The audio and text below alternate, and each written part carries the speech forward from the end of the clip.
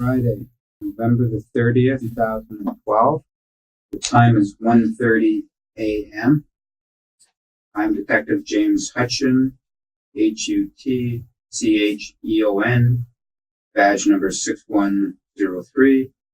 With me is Detective Johnston, JOHNSTON, badge 505. And also sitting with us is Dellen Millard. That's correct. Dellen, can you spell your first name, please? Dellen. And your last name? Millard, Mill. Okay, and you also have a middle name, right? Evan. And spell that, please. EVAN. Okay, great. Okay. I would ask that each of you acknowledge that you understand this statement as being video and audio taped and you consent to such a tape being made. Is that understood? Understood. Yeah. I understood and I consent. Bill, and there's a camera up here. Okay, and there's a microphone above your head. Okay. Okay, we're at 22 Division, which is 3699 Bloor Street West, Toronto. This statement will be taken under oath, solemn affirmation, solemn declaration, and will be videotaped. You must understand that it is a criminal offense under Section 139 and 140 of the Criminal Code to obstruct justice or to commit public mischief by making a false statement to police during an investigation. You must further understand that you may be a witness at a trial concerning the events you describe in the statement, and if at that time you recant your statement or claim it to be false, it can and will be used at that trial, and you may be liable to prosecution under Section 137 of the Criminal Code for fabricating evidence. Finally, you must understand that you are not obligated to give this statement, and if any person has by words or acts attempted to persuade you to provide it, you are to disregard those words or acts and only give the statement if you freely choose to do so. Do you understand your right to choose whether or not to make a statement? Yes, I understand that. Do you understand the criminal consequences of making a false statement? Yes, I do. Do you understand the fact that this statement will be videotaped? And do you choose then to give a statement? Sure, let's do it. Okay. At this time, I'd ask the Commissioner both to administer the oath. Be lucky. Did you be swearing the Bible first? No, I'll be. Okay, it's McDonald 86920, Commissioner Votes. I'm just going to ask you, do you, Dellen Millard, solemnly affirm that in this statement you shall tell the truth, the whole truth, and nothing but the truth? Yes, I do. Thank you. Thank you, Dora.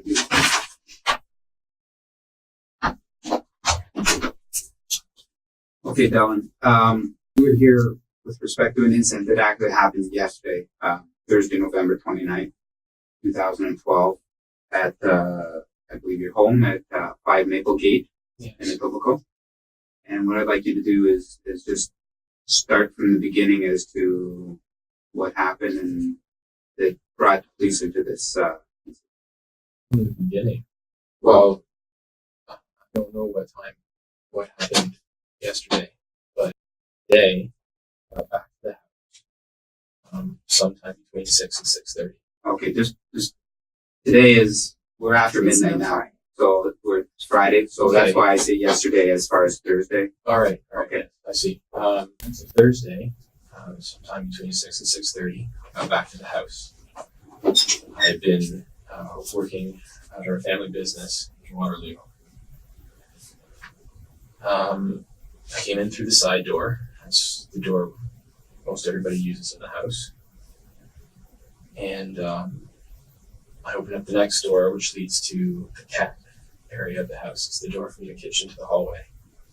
And my dog Pedo was waiting for me there. And I walked down the hallway, and I walked to my room, and I picked a sweater out of the closet. It had been a cold day.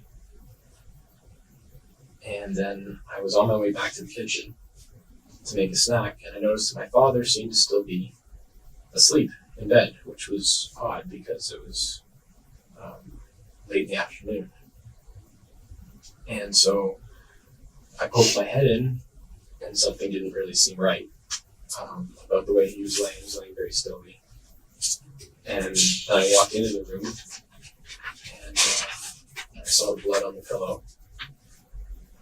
And for a moment, I had to leave the room. I actually went back to my room, and I got out my phone, And I walked back into my dad's room and I called my mother.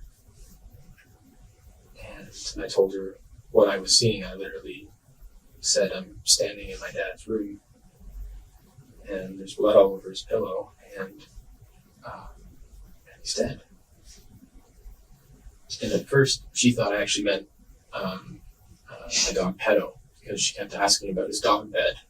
I said, no, not his dog bed, his bed's pillow. She said, well, Pedo's not dead, who's dead? I said, my dad. And she just started screaming on the phone. And what happened? And I stayed on the phone with her for a while. I went out to the front. I left the room. I paced in the front driveway. I stayed with her on the phone for a while. And I tried to get her to take a taxi, but she insisted she drive out. And so she drove over. And I texted a friend of mine, Andrew Michalski. And I told him that something terrible had happened. And would he please come over? I didn't want to be alone. And he did.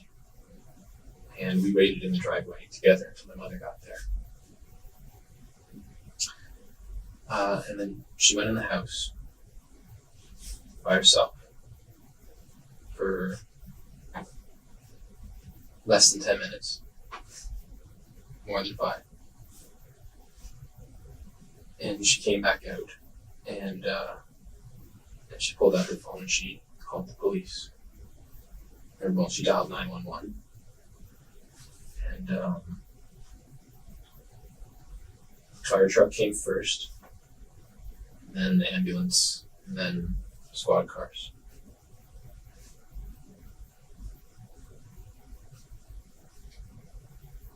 And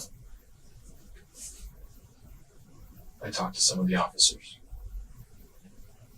They asked me when was the last time I spoke with my father.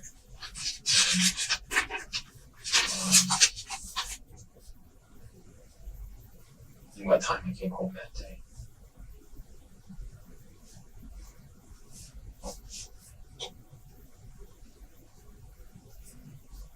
So that's what happened yesterday.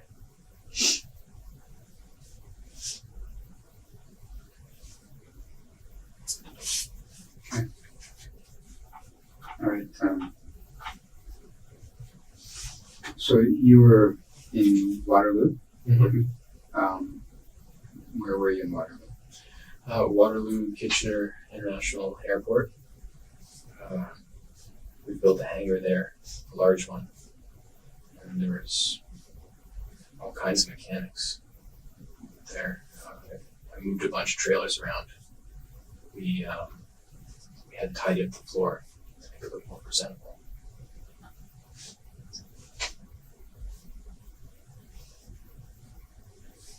Okay, so you work for the family business? Yes, I do. And the family business is?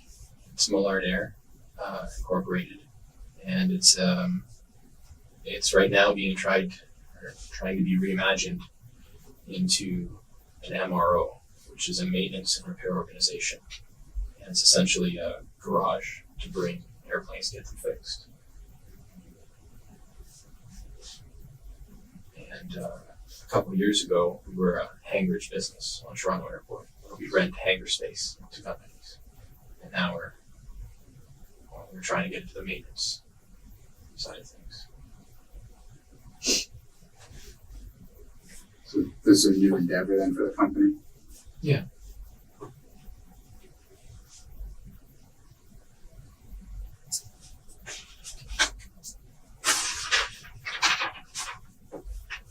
Okay. And how's that going as far as the new hangar and everything in Kitchener? It's going. It's stressful.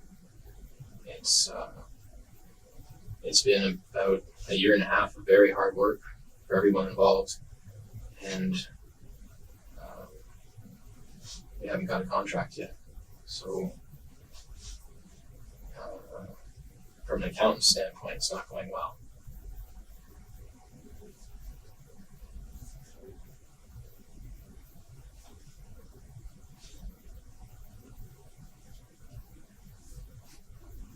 How long has this business been up and running? Like, Well, so like viable to start doing maintenance repair work? we got our license about 3 weeks ago. Yeah. And it's been over a year of preparation to get to that point.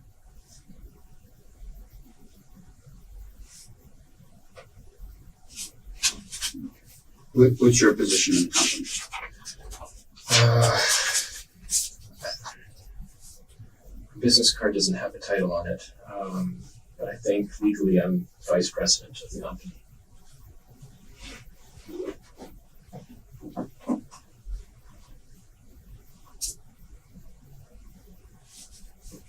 Okay. And when did you go to Kitchener? Got there after 11:30, but probably before 12:30, somewhere in there, right around lunchtime.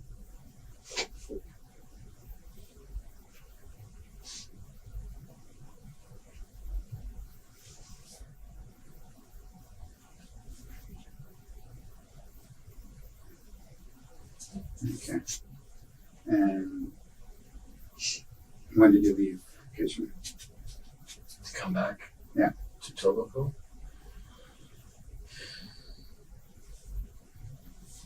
I don't know. I'm just backwards engineering the hours. If I got home around 6 to 6:30, I would have left Kitchener probably about 4:30 because I stopped in Oakville. I have a friend that comes with me to work, and I was dropping him off at home.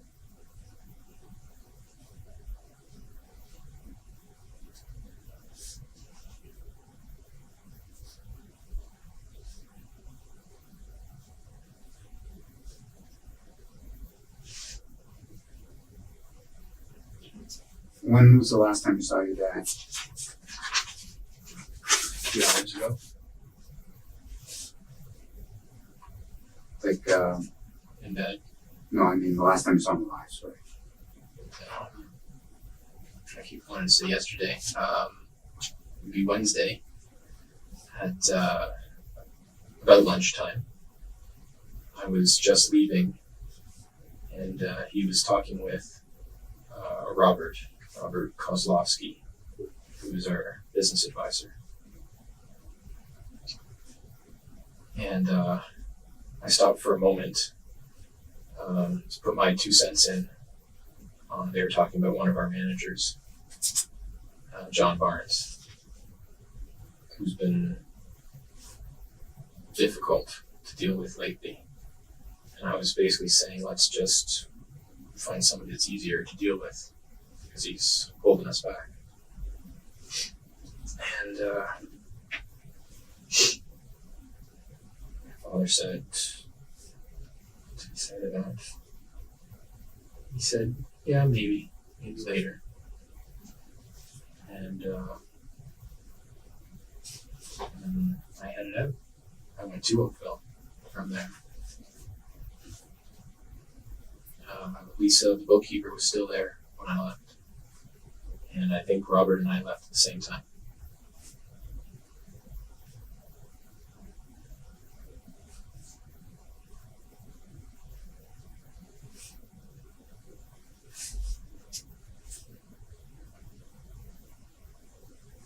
Did you stay at the house Wednesday night? Mark's house, yeah. Is that Mark your friend? Yeah, That's in Oakville? that's in Oakville. I pick him up, I drop him off. Sometimes I sleep over. And he comes to work with me in Waterloo. And Mark's last name? Smidge. Smich. Where's Mark live? He lives in Oakville. I can't give you the exact address. I'll give you a street corner. Okay. He lives just off of Old Abbey Lane, very near to Third Line. but his actual street isn't Old Abbey. It's another small side street, but I don't know the name.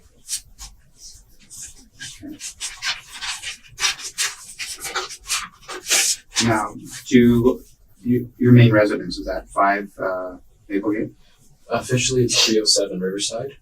I have an apartment in that building, but I've torn it all apart for renovations.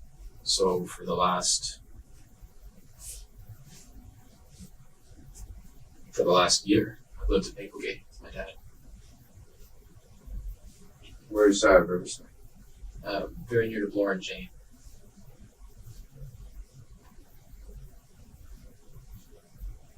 Is that, your mom mentioned a 6-plex. Is that, That's it. that's a 6-plex? Yeah.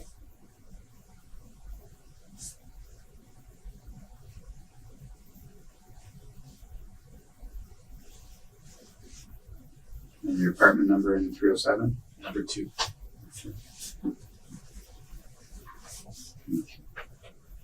So do you live full-time at your dad's house right now? Or? Right now, yeah.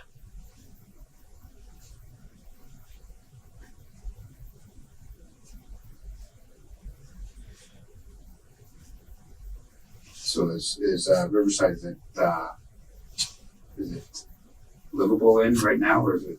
The apartment, Yeah. I don't need that many amenities, so yeah, it's livable, but the washrooms aren't, toilet works. The washrooms aren't hooked up. The walls are just sort of starting to be painted. It's getting close. Okay. Now your dad's health. Can you tell me how his health was? Well, he threw out his back. It's been a while now. 9 months ago, between 7 and 9 months ago. That really, really restricted his mobility. He was bedridden for 2 or 3 months. And then recently he's been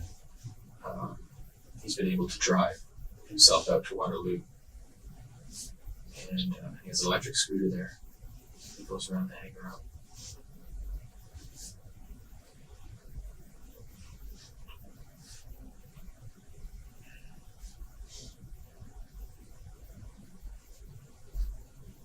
Does he have trouble getting around in the house?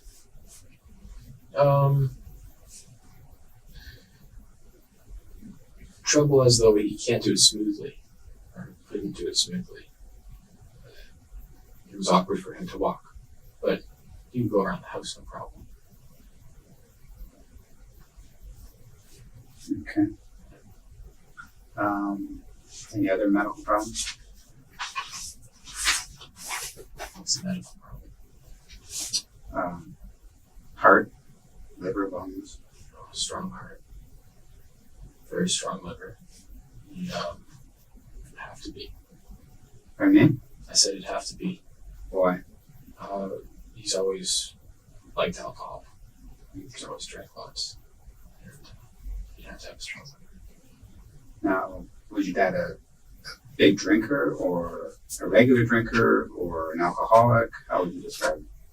I don't like to say the word alcoholic, but it fits. He was a regular drinker, like every night. And more than I could drink. But he was also a regular non-drinker. During the mornings and the days, he wouldn't drink at all. It was always just late at night. And then how much would you drink at night? It changes over time all the time. Before he hurt his back, he was into whiskey. Mhm. And what's the one that's bigger than 2.6? 40? It's not like a big glass bottle like that. Mhm. So you'd probably do one of those in 2 weeks of whiskey. But then when he hurt his back, he stopped drinking altogether. He actually thought that it wasn't a back problem, that it was a kidney problem related to alcohol. And then more recently, just in the last 2 months, he's taken up drinking again. And it seems to be wine more, or has been wine more.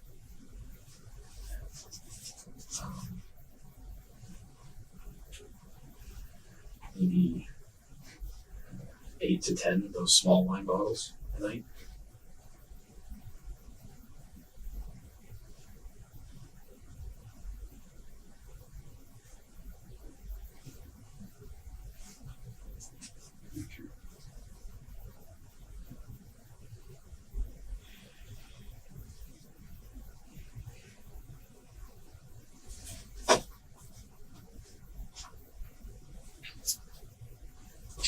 Yeah, your dad, did he have any guns in the house?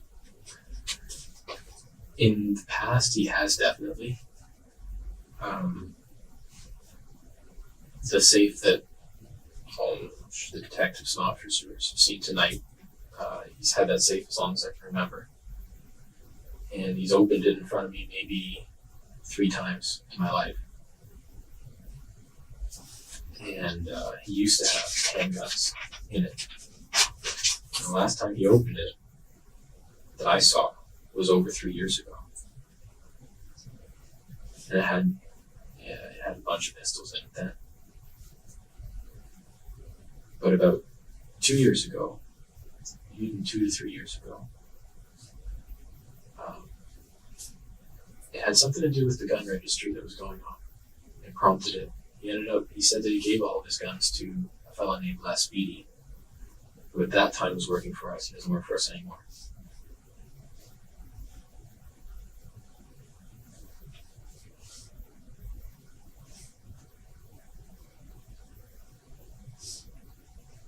So he gave them to Les Beatty? Mm-hmm. My understanding was that Les would take them out in the country somewhere, a friend's property or a family member's property, and just shoot them for fun. Okay. Do you have a number for Les Beatty? Oh, no, wait. I don't have it on my phone. I never called, but I did give it to an officer tonight because we have it's not a Rolodex, but it's our own little phone book in the house. Okay.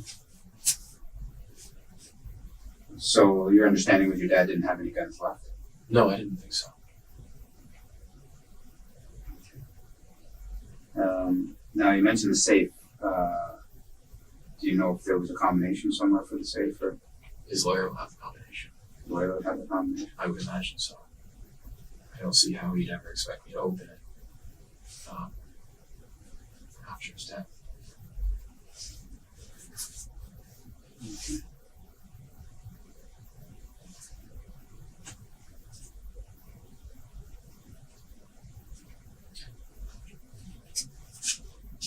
All right, Trish, do you have any questions? Did anyone else ever stay over in the house besides you? Like anyone else ever sleep over in that house? Sometimes Mark would sleep over at my house, and then we'd just go straight to Waterloo from there. Not recently in the last maybe 3 months, but before that, sometimes I would have parties and people would have had too much to drink to drive, so they'd just sleep over in the basement.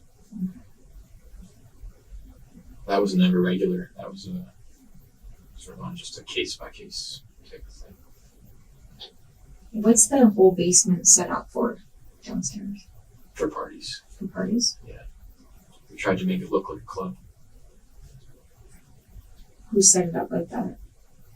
I did the interior design stuff for it. We had the paint colors and wallpaper.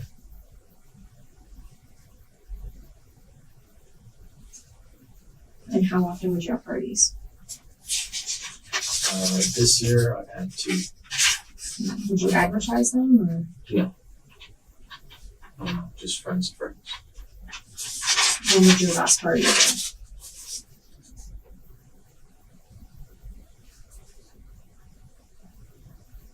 Somewhere in the middle of the summer. I don't know what month. When my cousins were over, and they only come in July. It was probably in July.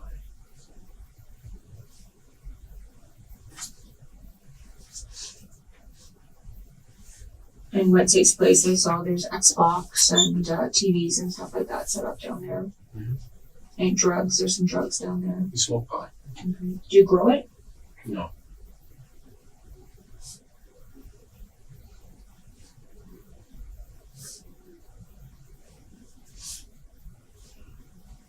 And the whole hallway with the bedrooms and stuff, with the rooms set up there, what's all that for? That's just a guest room. Just guest rooms? Mm-hmm. There's just the one though. There's not guest rooms.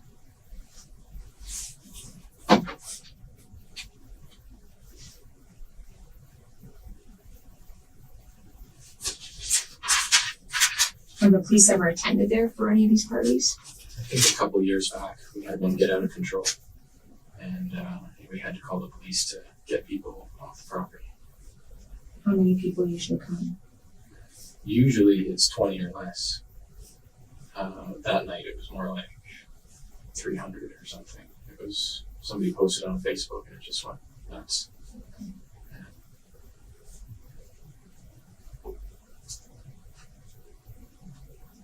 Jeremy?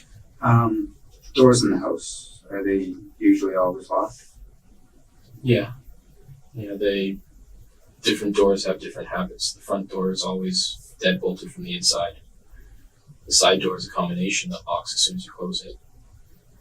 My dad's usually pretty good about going around the house at night to make sure that wooden stoppers in the sliding doors that feed the back. Okay. Your dad's sliding door wasn't locked, and there was no wooden stopper in there, and the screen wasn't locked. Is that That's not unusual recently. He's been smoking a lot in the house recently. smoking in the house, or? Yeah, he didn't used to do that a few years ago, but now he does, and now he did, and he just opened the door.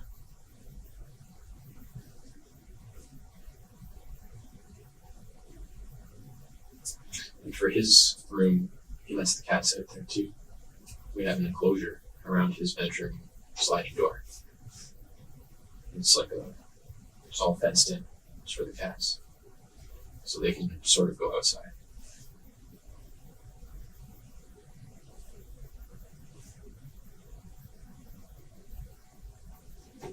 Okay, was your dad depressed at all?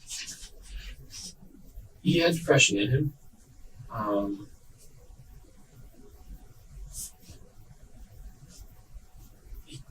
He carried some great sadness with him throughout life that I never really knew exactly what it was. He never really wanted to share it with me.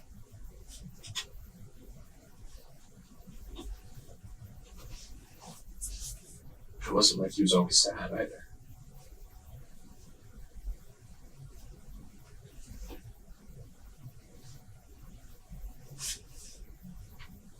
Did he get treatment for depression? No.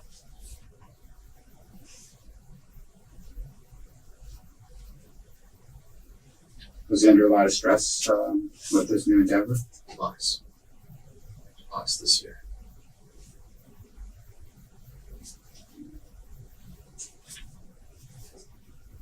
Was there a chance the business was going to fail? And Yeah, that chance is more than a chance. is it still a chance, or? Oh yeah. Okay, and how soluble is your dad if the business fails? I'm not sure I understand the question. Well, based on the fact that it was your grandfather's malaria company, the big transportation company, sold his hangars in Toronto. Yeah. The house and some of his possessions, your dad had amassed a certain amount of wealth and looked like he was pretty successful. So if this business, this new endeavor doesn't fly or takes a longer time to get off, is your dad going to go bankrupt, or? Yeah, everything that we have is in this business, including loans on the house, and including a large loan from RBC Bank for the business itself. And we're all in.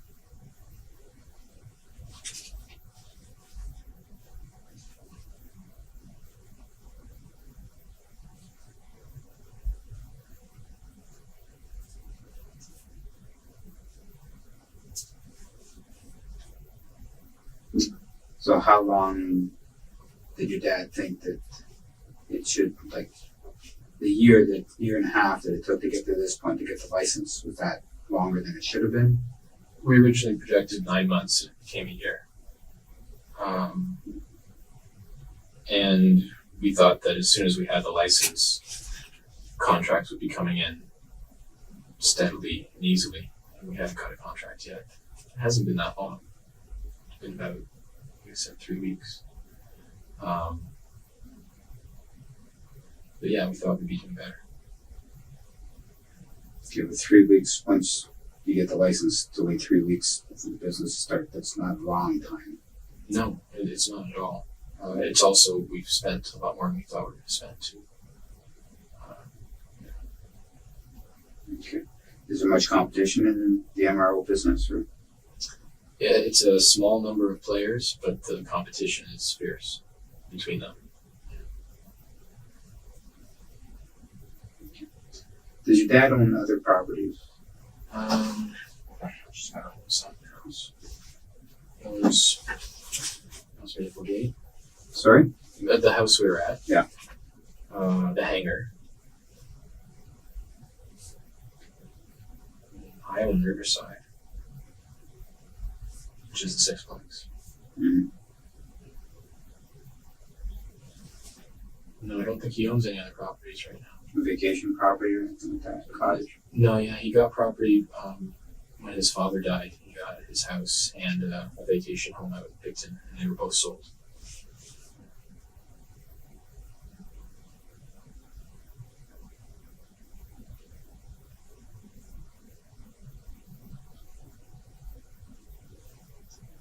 How long would your grandfather die? I honestly don't know. 6 years, I'm guessing.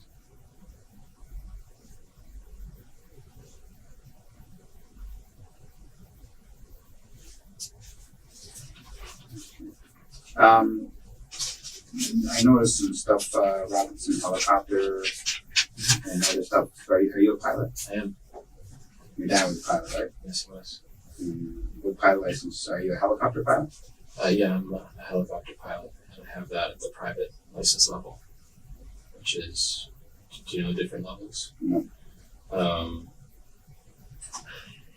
There's one that's just, I forget the name of it, it's just for you and your friends. Then there's the private one, which would be for you and multiple friends, like up to 8 people, I think. And then there's the commercial level where you're working for a company and, I don't know, maybe you're flying tours somewhere, flying executives to wherever. That's the commercial one. So you're good up to 8 people then? I'm good up to 8 people, yeah. Okay.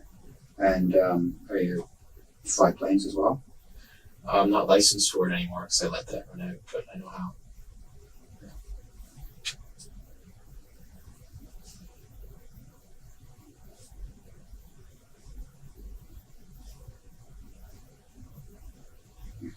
Your dad was a pilot as well, right? He was. Out of anybody I've seen, he had the most number of ratings on his license for different aircraft that he could fly.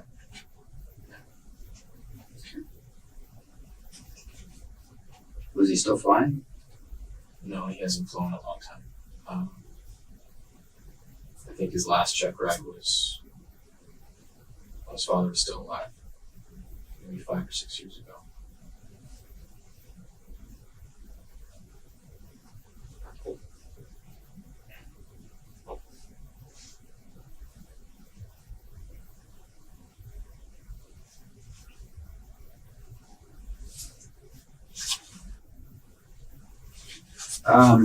When you went into your dad's room, okay, and you saw him there today, did you take anything out of the room or touch anything or move anything?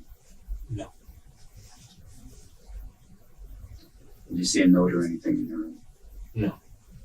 Anywhere in the house? I wasn't looking for one, but no, I didn't see a note.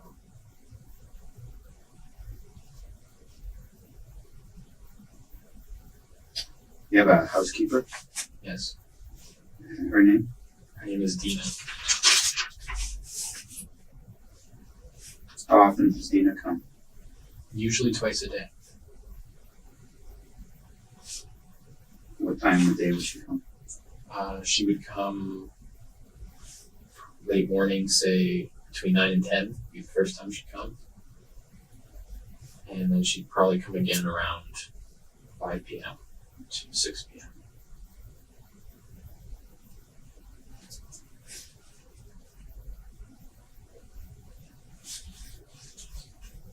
Okay, was that, Dina that pulled up when I was talking to you and your mom today? Yeah, it was. Okay, and that was a little bit later, that was like. I don't know what time. That was like 9 o'clock at night. Yeah, we'd already been there. After 9:30. Okay. And had she been there earlier in the day, do you know? I noticed that his dinner was served on his desk, so she was probably there around 5.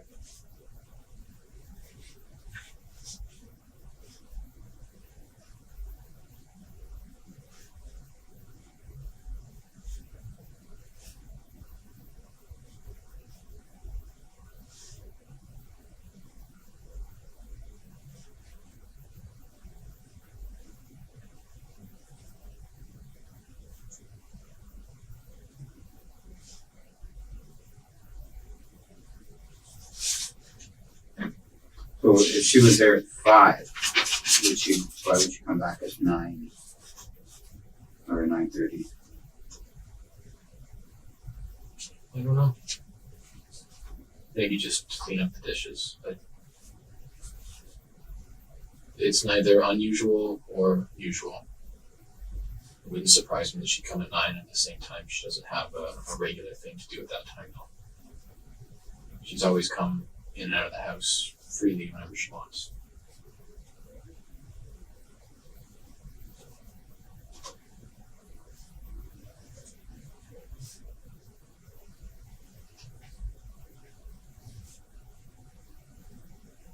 Okay, does she live nearby?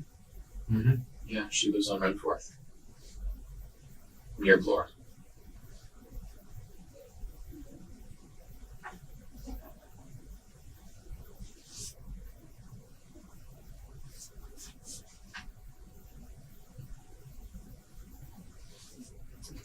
I noticed a large keyboard in the front hallway where the front door is bolted. A musical keyboard? No.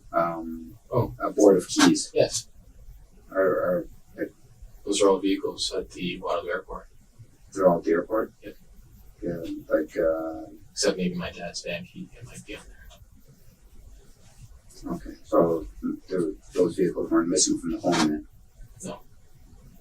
Okay. So it looks like sports vehicles.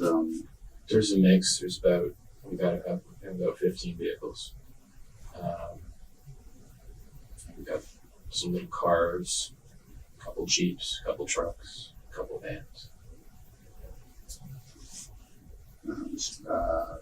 Jet skis and Yeah. were they all stored at the hangar as well? They're all at the hangar.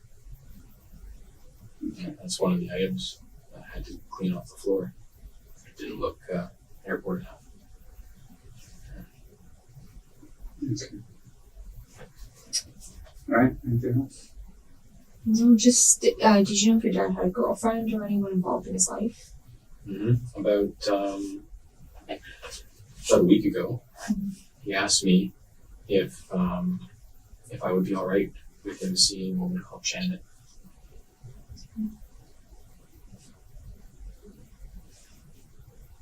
Have you ever met her? No, I've never met her. I was told that she was a cousin-in-law that he's known his whole life.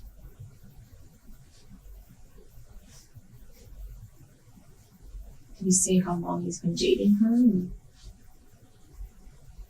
No, but we get calls frequently at night. I'm quite sure that it's just her, and that's been going on for the last year.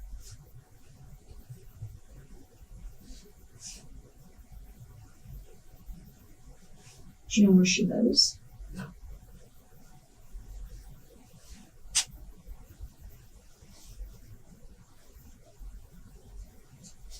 What did you tell your dad when he asked you? I told him that so long as it didn't create any legal issues with me, I wanted him to go find his happiness.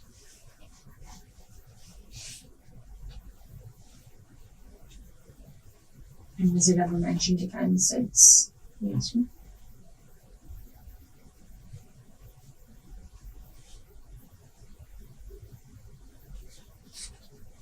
This past weekend, he disappeared for 2 days. I think he was with her.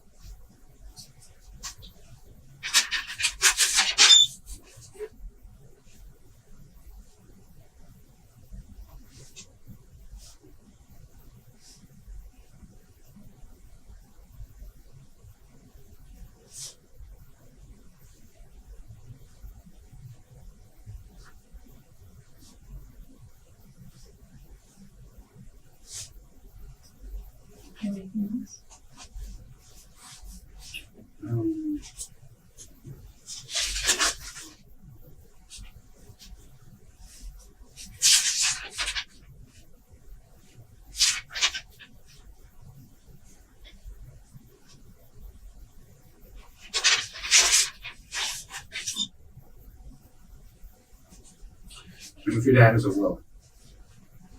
I don't know for certain. I assume he does. You mentioned lawyer. Do you know what his lawyer is? The firm is Heenan Blakely, HH. Heenan Blake, Ley. I think that's how I spell it. I'm not sure. And Harry Andrew is his first name.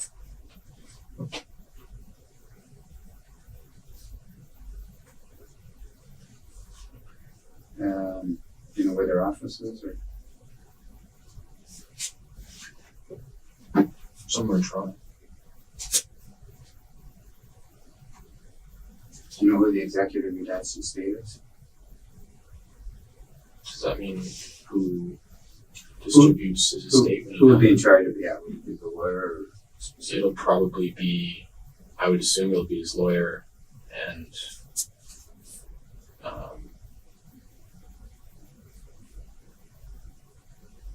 I should think that a lot of it would be going towards me. Not that there's really any. not the beneficiary, but the Yeah. executive, whoever Oh, would be in charge. You know, no, I don't know. in the interim to settle the estate, pay the bills. And, I'd just be guessing. Maybe his lawyer, maybe myself. I really don't know. I'm sure at one point it was my mother. I don't know if that's still the case. are you? Do you have signing authority for the business? How about any of his personal affairs? Signing authority? Yeah, like joint on the house or. There's one account that we're joint on. I've never actually used it though. It was like an in-case count in case something like this happened, and then you would have access to. Maybe, yeah. I don't know what his thinking was. He was big on setting that up. Okay. He made a big deal about it. I used it. All right. Okay. Yeah. Okay. All right. The time is now 2:18 a.m. It's still Friday, November 30th, 2012, and I'm ending this interview. Actually, before I end it, is there anything that you want to tell us that we might have forgotten to ask you, or anything that you remembered that you think that we should know? Or any little detail that you think might be able to help us? I don't know if anything we've talked about has been helpful or not. Okay. Okay, the time now is 2:19 a.m. and I'm ending this interview.